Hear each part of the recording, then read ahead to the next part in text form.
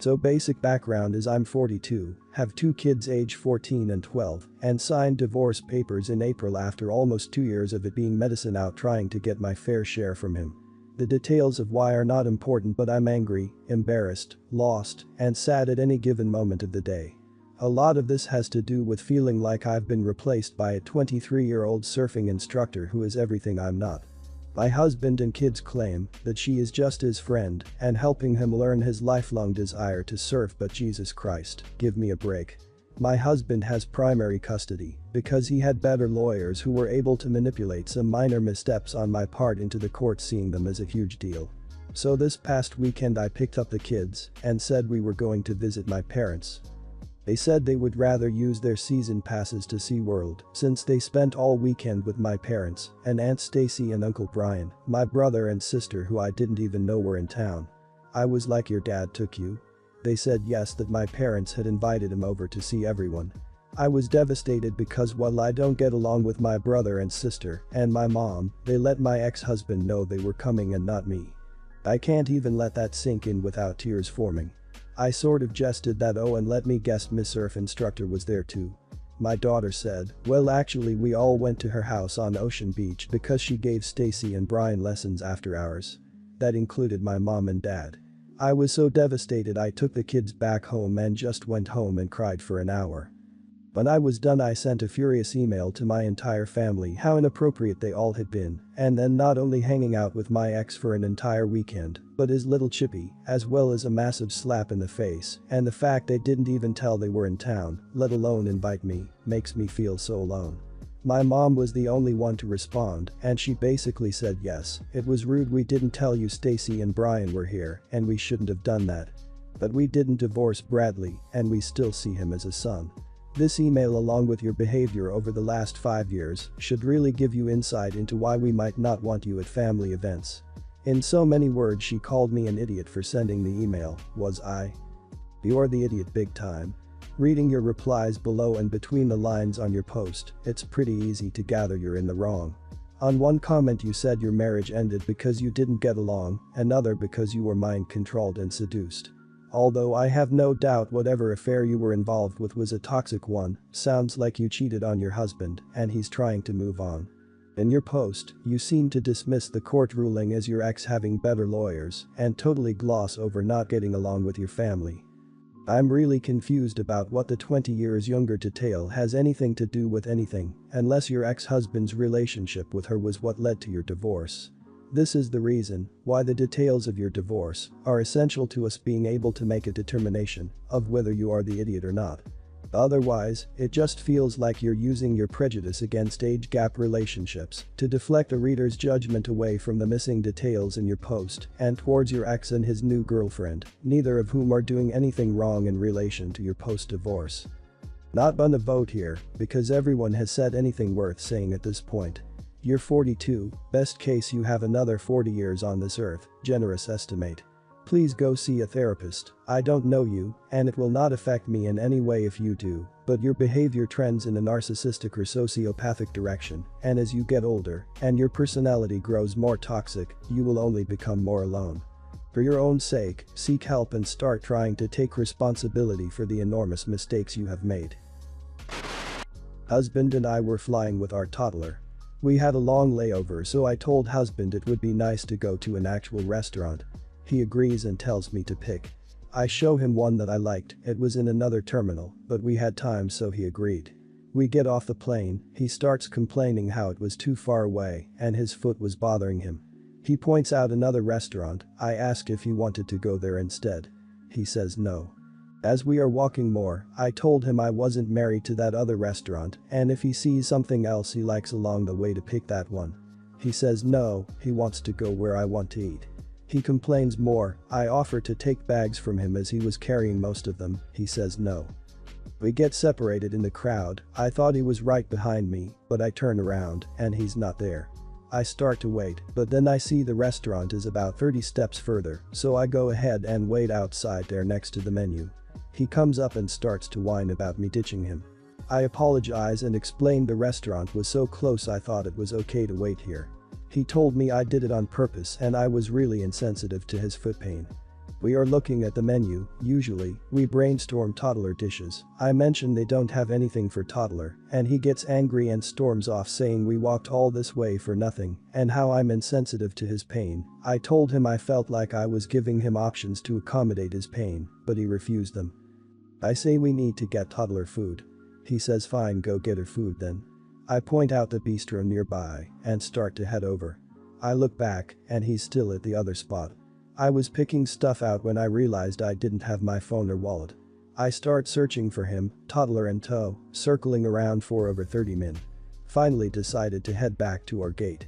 We see each other about halfway to the gate. Before I can say anything, he starts laying into me about how I abandoned him and did this all on purpose.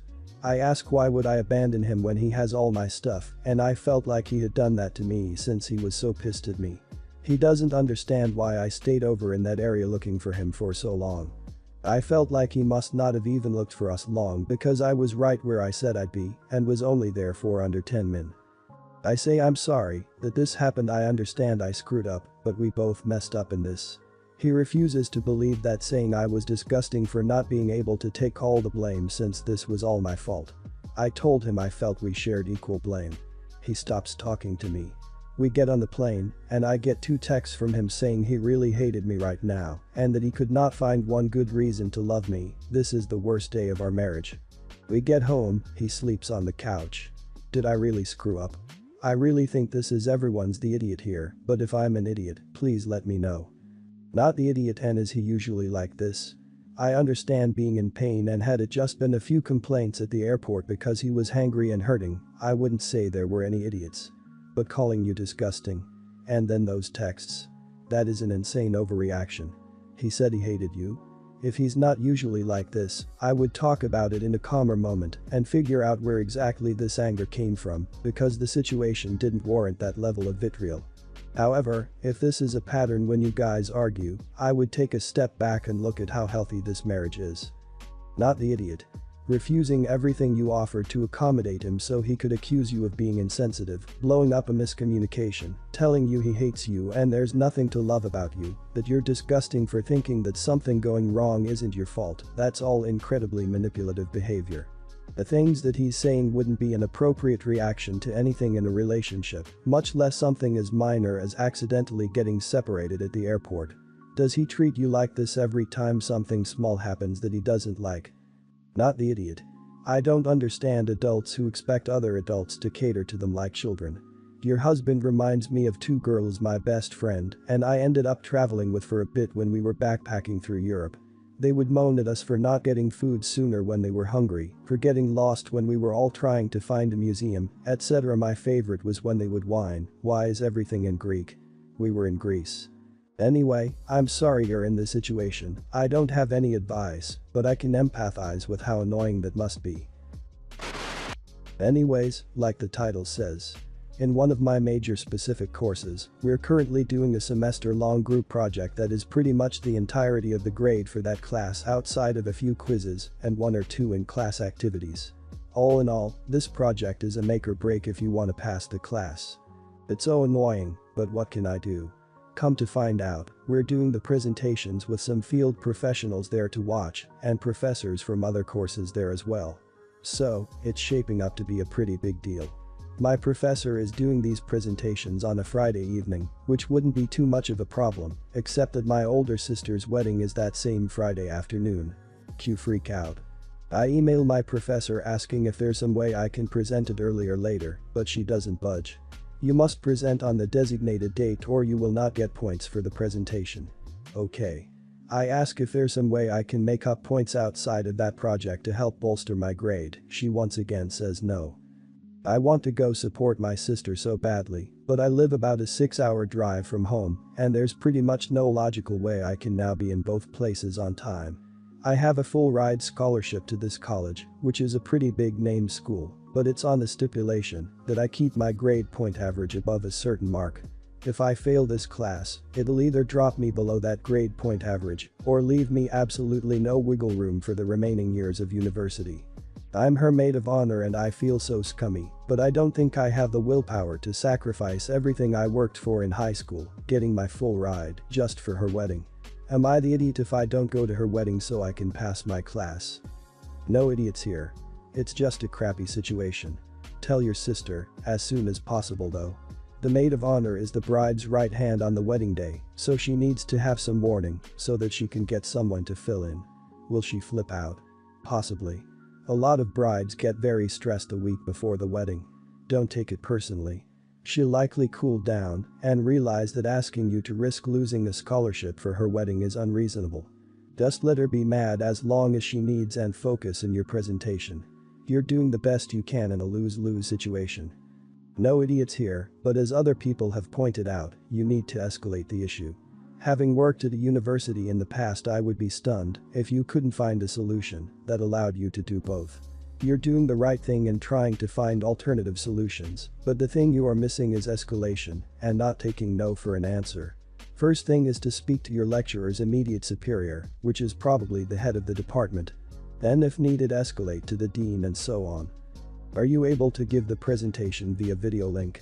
Get the other members of your group to help set you up. In my head I'm imagining the Sheldon robot from Big Bang Theory. Would that count as still being there? Failing that, how about you FaceTime into your sister's wedding before or after your presentation to give a speech or a reading or something along those lines to make up for not being there. I'd say you're definitely not the idiot for not wanting to throw away your hard work and deduction. I'm 21 and my older sister is 35. I was raised as her little brother since birth. 2 years ago I found out that my sister is actually my biological mother and that my parents who raised me are biologically my grandparents. It was a shock to me, but I've had 2 years to process this information and I think I've come to terms with it. I still consider my grandparents as my parents. I was raised by loving and caring parents and never had to want for anything. I love them dearly. On the other hand, my sister and I had a very difficult relationship growing up, especially during my teenage years. I felt that she was extremely overbearing and overprotective. Even though my parents allowed me to go out with friends and gave me a curfew, 11 p.m., my sister would often call and demand to know where I was, what I was doing, who I'm hanging out with, etc. She tried to stop me from doing things she thought were too dangerous. She tried to stop me from swimming in our condo swimming pool because there was no lifeguard there despite the fact that the pool is tiny and not very deep. She also secretly asked her boyfriend to tail me and my friends when we went cycling at the beach because she was afraid I would drown in the ocean. I was 17 at the time. Me and my friends were cycling and I turned around and saw her boyfriend casually following us on a rented bicycle. It spoiled my mood and ruined the outing. At the time I thought she was just being a weird overprotective sister. My friends all thought she was really weird. None of their older sisters behaved this way. But now it all makes sense. Since she revealed to me the truth about my adoption, she thinks she can transition into a more parental figure in my life. I am really uncomfortable with that. I was raised for many years as her brother. It's just strange to see her as a parental figure after so many years. She made an emotional post on Facebook about how she finally told her son the truth and reconnected with him as a mother. I didn't say anything at the time, but was very uncomfortable with it. Yesterday she reintroduced me to a family friend as her long-lost son in front of my mother and grandmother. I was pissed and said out loud that she is my sister and will always be my sister. She's not my mother and will never be my mother. I can't explain why I was so angry. But I was really furious. She burst into tears and left the room. Didn't come out for the rest of the night. My parents haven't said anything to me directly, but the family friend thinks I was too harsh and that she was just joking. I haven't spoken to my sister since yesterday night. Am I the idiot? Not the idiot. All the creepy overbearing stuff aside, as I'm sure you can understand the motivation if not appreciate the execution. If she wanted to change her relationship with you, then she should have started with you and not social media and grand pronouncements. She also shouldn't have outed your true relationship to the world without your consent. Well, these years must have been very hard on her. That's no excuse to blow up your life. Also, she wasn't joking. I don't know if the person who said that knows that she is your bio mom or not, but she definitely wasn't joking. No idiots here. You don't see your sister as your mom because she didn't raise you. You know who your parents are. Being told they're technically your grandparents doesn't change that. But your sister probably had this little fantasy built up in her head that once you were told you'd see her as the mom you were missing all your life. Only you didn't because you had a mom and it wasn't your sister. Her fantasy has been crushed and it's probably going to take her some time to get used to the fact that you're not going to see her as your mom. Not the idiot. You don't need a mother, you already have one, and you're already an adult. I do have to wonder, what makes your sister believe you would accept her as your mother at this point in your life, so she needs therapy to figure that out. Posting that status on Facebook without your permission was definitely an idiot move. I wouldn't be willing to say she's an idiot in any other respect, however, without knowing the details behind your grandparents adopting you. Going to try and keep this to the point. My girlfriend is one of those people who loves curling up in bed and throwing a fluffy blanket over herself and watching TV. She also eats a lot of snacks in bed. Popcorn, sugary donuts, chips, chocolate, cookies, you name it, she'll snack in bed. She works from home, so as soon as she's done with work she'll crawl into bed and kind of nest. It's been upsetting me majorly because she never dusts the bed down and there are always crumbs on my side of the bed. It's uncomfortable, gross, I dislike it, and I have asked her to stop multiple times. I was never raised to eat in bed, so it's weird for me. Each time she's countered with okay, I'll dust the bed down more thoroughly, or I'll vacuum more often, etc. as a method of deflecting what I'm asking. I work really long shifts, so whenever I come home I literally have a bite to eat and need to sleep. This kind of escalated last night because I came into bed and there were crumbs everywhere on my side. I pulled back my covers and there was sugary crap all over my damn bed. I ended up sleeping on the sofa because she was already asleep and I was too tired to dust everything down, and this morning I flat out told her that I no longer want her to eat in bed and it's non-negotiable. She thinks I'm being a mean, controlling idiot. I think I'm not. Not the idiot, first of all, that is gross. Second of all, that's how you get insects and rodents in your house. Lastly, beds are expensive and shouldn't be treated like a disposable napkins. I'm also one of those people who likes to eat in bed. But what you are describing is beyond anything I've ever done. Like, use a serving tray maybe. Wash the sheets after spilling food on them. But yeah, I'd say it would be better to not eat in bed in this case. My bed is a new Tempur-Pedicure adjustable base bed. It's under warranty. And not paid for. I'm making payments. So if it gets stained, the warranty is void. Not the idiot. I also like to snack in bed. My husband hates crumbs in the bed though. One tiny popcorn kernel makes it into his side and he is literally too uncomfortable to sleep. I try really hard not to get crumbs in the bed, but sometimes crumbs happen. So instead, I just make a nest in the couch and can eat there to my heart's content. Beds are explicitly for sleeping, and if one partner's snacktivities make it impossible for the other partner to sleep there comfortably, then the snacker should relocate and eat elsewhere. Not the idiot. If finances allow, maybe twin beds will be a suitable compromise. Or, if finances allow, maybe separate homes and a new relationship will also be a suitable compromise. If you don't have the finances, you can find a colony of ants outside for free. Depending on where you live, you might even find the fiery variety that will take care of all those pesky crumbs for you. You might have to continue to sleep on the couch for longer than you might want to, but it's almost certain that this will yield some sort of results.